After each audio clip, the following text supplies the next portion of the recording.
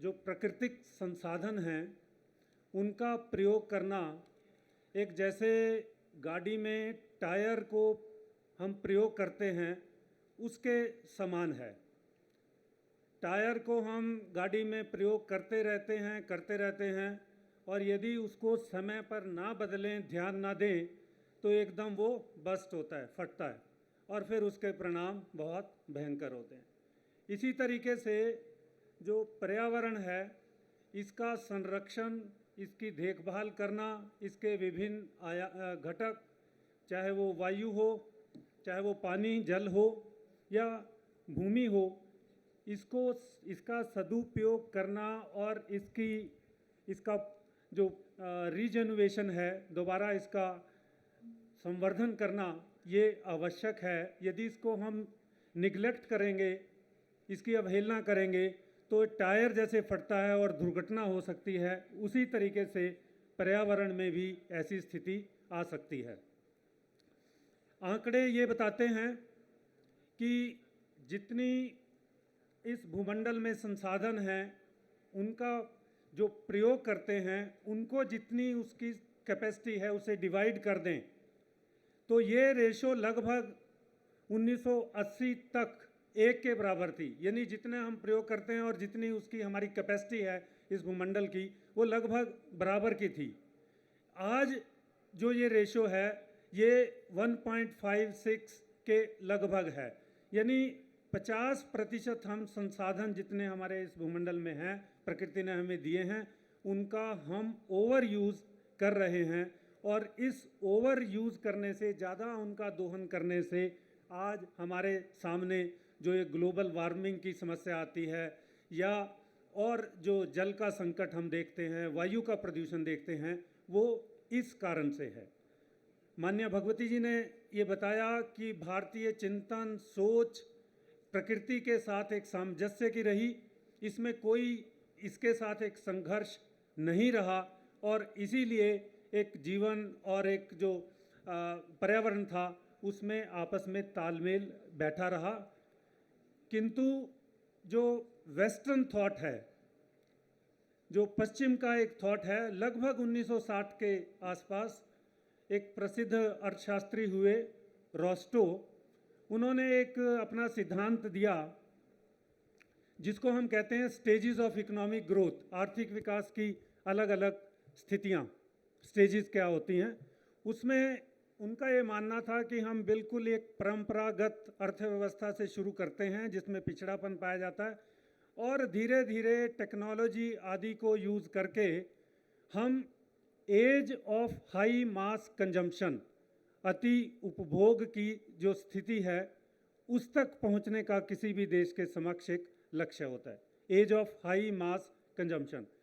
इस थ्योरी का ये असर हुआ कि सब अर्थव्यवस्थाओं ने अपने समक्ष एक डेवलपमेंट का जो एक उद्देश्य रखा, विकास का जो एक उद्देश्य रखा, वो था how to achieve age of high mass consumption at the earliest. जल्दी से जल्दी इसको कैसे इस स्टेज को पहुंचा जाए, ज़्यादा से ज़्यादा उपभोग करके हमें विकास करना है। यानी उपभोग हमारा एक मापदंड हुआ विकास का और इसके कारण जो हमने संसाधन से प्रकृति के उनका बहुत ज़्यादा दोहन किया और उस अति दोहन के कारण जो आज ये पर्यावरण की समस्या हम देखते हैं वो हम सबके समक्ष है।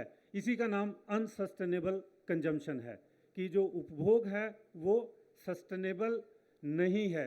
ज़्यादा उपभोग करते हैं जितना हमारा प्रकृति हमें प्रदान या इजाज़त देती है। इस थॉट का ये पर्यावरण को बिगाड़ने में एक सबसे ज़्यादा मुझे लगता है एक अहम भूमिका रही और हम भी उसी का शिकार हुए, क्योंकि जितनी भी ये मार्केट ओरिएंटेड अर्थव्यवस्थाएं हैं उसमें जितनी भी मल्टीनेशनल कॉरपोरेशंस हैं या बड़ी बड़ी कंपनियां हैं, ये अपने लाभ को बढ़ाने के लिए तेज गति से संसाधनों का एक्सप्लॉयटेशन करती है और वही संस्कृति हम सब में डालती है कि ज़्यादा से ज़्यादा हम वस्तुओं का उपभोग करें। मी टू जैसे कहते हैं, मुझे भी ये चाहिए, मुझे भी चाहिए, छोटी कार, बड़ी कार, एक फ्रिज, दो फ्रिज, एक टेलीविज़न, घर घर के रूम में टेलीविज़न, ये जो संस्कृति है ज़्यादा से ज़्यादा उपभोग करो, ये इसने हमें एक ऐसे मोड़ पर खड़ा किया जो आज हम सबके समक्ष है। दूसरा जो पक्ष मुझे लगता है बड़ा इम्पॉर्टेंट है वो ये है कि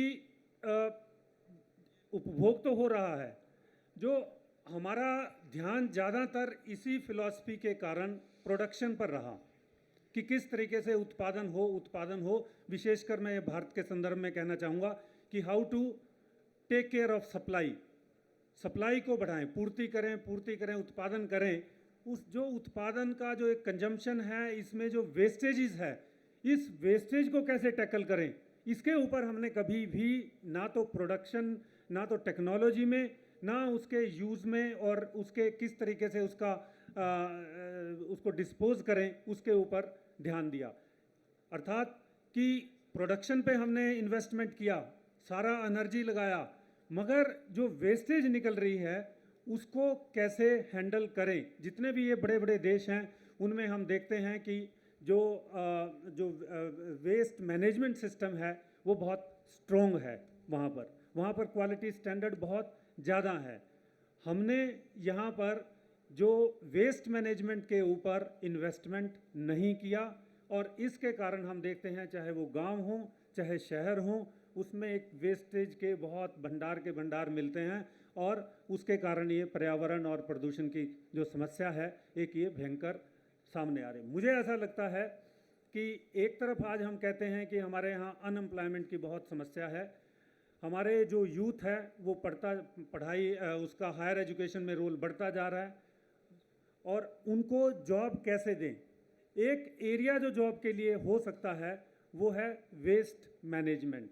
इस वेस्ट मैनेजमेंट में जितनी ज़्यादा हम ज़्यादा से ज़्यादा टेक्नोलॉजी और इन्वेस्टमेंट करके इसको हैंडल करेंगे तो एक तरफ तो इस वेस्ट मैनेजमेंट की प्रॉब्लम को दूर करेंगे, दूसरा बच्चों को कम इन्वेस्टमेंट करके हम जॉब्स ज़्यादा से ज़्यादा प्रदान कर पाएंगे। इस स्ट्रेटजी पर यदि हम ध्यान दें तो इस प्रोडक्शन और कंजम्पशन और उसके जो बाई प्रोडक्ट हैं इसको साथ साथ हम हैंडल कर पाएंगे। इसी के साथ साथ और जो इस टॉपिक से जो रिलेटेड व्यवहार की जो बातें हैं उनमें यदि हम देखें तो हमें फोकस करना पड़ेगा reduce, reuse and recycle. Reduce, हम उपभोग ज़्यादा ज़रूरत से ज़्यादा करते हैं और हमारा लाइफस्टाइल हम सब देख रहे हैं, कितना चाहे वो बिजली का उपयोग हो, चाहे वो यातायात के संसाधनों का यूज़ हो या और किसी का भी यूज़ हो, हम उनको ज़रूरत से ज़्यादा यूज़ करते हैं। और हरियाणा में एक बड़ी कहावत है कि व्यक्ति भूखा नहीं मरता, ज़्यादा खाने से मरता है। और आज की जो बीमारियां हैं ये ज़्यादातर बीमारियां हमारे इस जो लाइफस्टाइल और ज़्यादा उपभोग के कारण है। हम उपभोग को अपनी आवश्यकता अनुसार यूज़ करें, खाएं और उसका ओवर यूज़ ना करें, ये एक बहुत ज़रूरी है। रिड्यूस करना इसको ज़रूरी है, चाहे वो इलेक्ट्रिसिटी हो, चाहे वाटर हो, चाहे और कोई संसाधन हो। ये बड़े सीमित संसाधन हैं, इनको लिमिट में यूज़ करना जितनी आवश्यकता हो वो ज़रूरी है।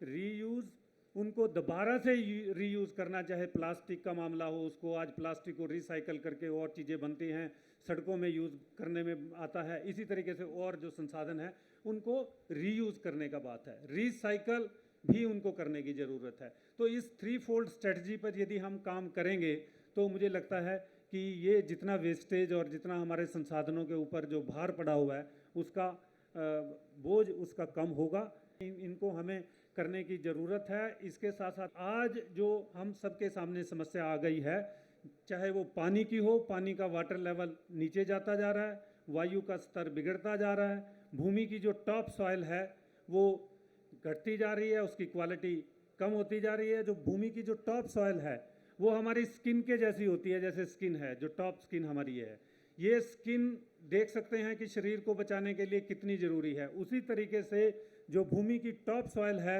वो उसकी फर्टिलिटी को, उसकी उपजाऊ शक्ति को बनाने के लिए बहुत ज़रूरी है, उसको प्रोटेक्ट रखना बहुत ज़रूरी है। यदि ये नहीं होगी तो आज हम सबके सामने जो एक क्या कहना चाहिए फूड सिक्योरिटी की जो प्रॉब्लम है वो किसी समय में आ सकती है। पेड़ कट रहे हैं, ज़मीन में वाटर लेवल नीचे जाता रहा है, उसकी कृषि जो है वो बड़ी डिस्ट्रेस में मानते हैं। तो इन सारे कारणों के कारण हमारा जो फूड की सिक्योरिटी है, आने वाले समय में जो खाद्यान्नों की सुरक्षा है, इसको भी हमें बचाना होगा। इन सब के माध्यम से मुझे लगता है कि हम पर्यावरण को बचा सकते हैं और अपने जो बिहेवियर है उसमें बदलाव लाकर वो ग्रीड पर ना चलकर एक नीड बेस्ड हो, उसके ज़रिए यदि हम करेंगे तो पर्यावरण बचा रहेगा। और पर्यावरण जो हमारा भारतीय चिंतन है कि प्रकृति में और मनुष्य में कोई आपस में संघर्ष नहीं है, एक सिम्बायोटिक रिलेशनशिप है। इसके बारे में हमें पूरी जानकारी जितनी ज़्यादा से ज़्यादा होगी उतना ज़्यादा मुझे लगता है इस पूरे जो पर्यावरण है इसको हम संवर्धन और इसका बचाव कर सकते हैं।